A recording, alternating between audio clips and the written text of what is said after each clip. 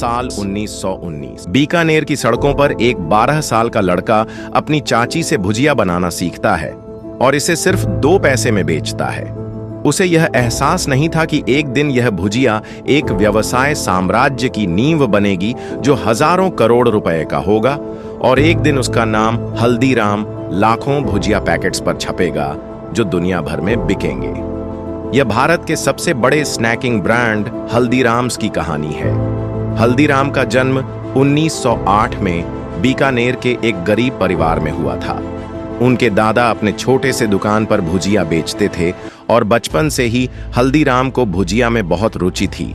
इसी कारण जब वह महज 12 साल के थे तो उन्होंने दिन रात मेहनत कर भुजिया बनाने की कला में महारत हासिल की और जल्द ही अपने दादा के दुकान पर बैठने लगे। लेकिन उनके दादा की तरह वह सिर्फ कुछ पैसे कमाने से संतुष्ट नहीं थे, वह अपने व्यापार को बढ़ाना चाहते थे। हल्दीराम ने देखा कि राजस्थान के लोग मोठ दाल को बहुत पसंद करते हैं, जिसे वे कई तरह के पकवानों में इस्तेमाल करते हैं। इसी वजह से हल्दीराम ने अपनी भुजिया में मोठ दाल और बेसन दोनों को मिलाकर बनाना शुरू किया।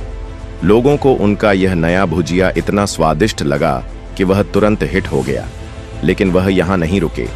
उन्हें यह महसूस हुआ कि उनकी भुजिया थोड़ी मोटी और नरम थी, जबकि अगर वह इसे पतला और कुरकुरा बना पाते तो ग्राहक का खाने का अनुभव बहुत संतोषजनक होता। इसके लिए उन्होंने अपना बैटर पतला किया और एक छोटा छानने वाला जाल मैश बनवाया ताकि भुजिया पतली और कुरकुरी हो सके। कई महीनों की मेहनत के बाद उन्होंने एक बिल्कुल पतली और कुरकुरी भुजिया बनाई। इस नई भुजिया से उनकी बिक्री में जबरदस्त इजाफा हुआ। लेकिन हल्दीराम की नवाचार सिर्फ भुजिया की रेसिपी तक ही सीमित नहीं थी। हल्दीराम ने ब्रांडिंग में भी गजब का हुनर दिखाया।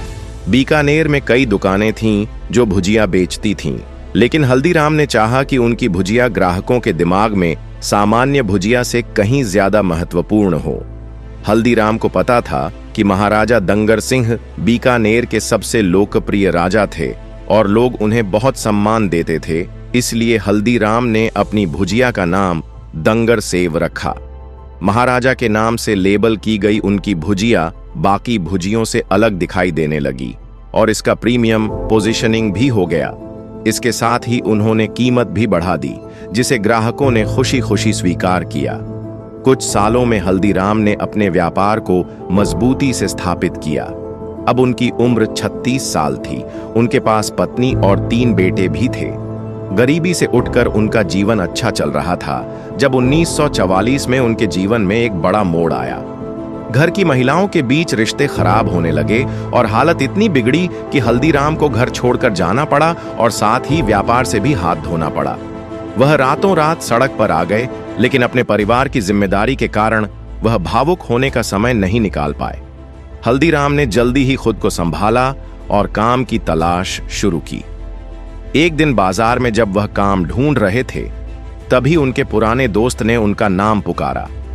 हल्दीराम ने उसे अपनी स्थिति बताई और पुराने दोस्त ने उनकी मदद की। पुराने दोस्त ने उन्हें 100 रुपये वापस दिए, जो हल्दीराम के लिए एक जीवन रक्षक साबित हुए। हल्दीराम ने इन पैसों से एक छोटी सी दुकान खोली और अपनी पत्नी चंपा देवी के बनाए हुए मूंग दाल को बेचना शुरू किया। कुछ ही समय में वह भुजिया के साथ मूंग दाल भी बेचने लगे। उनकी मेहनत, स्वाद और गुणवत्ता के कारण उन्होंने एक वफादार ग्राहक आधार बना लिया और जल्दी ही एक छोटी दुकान किराए पर लेकर व्यापार शुरू किया।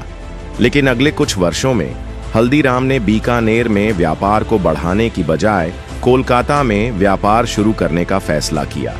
1955 में हल्दीराम ने अपने छोटे बेटे रमेश्वर लाल और सबसे बड़े पोते शिव किशन को कोलकाता भेजा।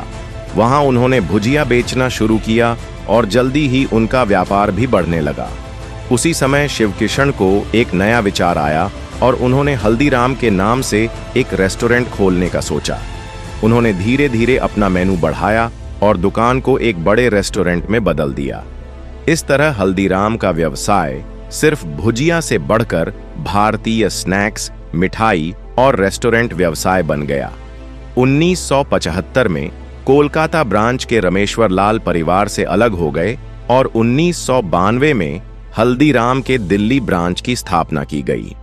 वहां की चुनौतियों के बावजूद मनोहर लाल ने 1983 में चांदनी चौक में अपना कारोबार शुरू किया और 1 साल के भीतर व्यापार को फिर से खड़ा किया। 1990 के बाद हल्दीराम ने अपने पैक किए हुए उत्पादों को लंबी शेल्फ लाइफ वाली पैकिंग में बेचना शुरू किया और इसने उन्हें पूरे भारत में लोकप्रिय बना दिया। आज हल्दीराम का कारोबार 9,000 करोड़ रुपए से ज्यादा का है और इसके उत्पाद दुनिया भर में बिकते हैं। हल्दीराम की कहानी यह साबित करती है कि ग्राहक को प्रसन्न करके, निरंतर नवाचार करके और समय के साथ बदलकर किसी भी बड़े व्यवसाय की नींव रखी जा सकती है, चाहे उसकी शुरुआत कितनी भी छोटी क्यों न हो।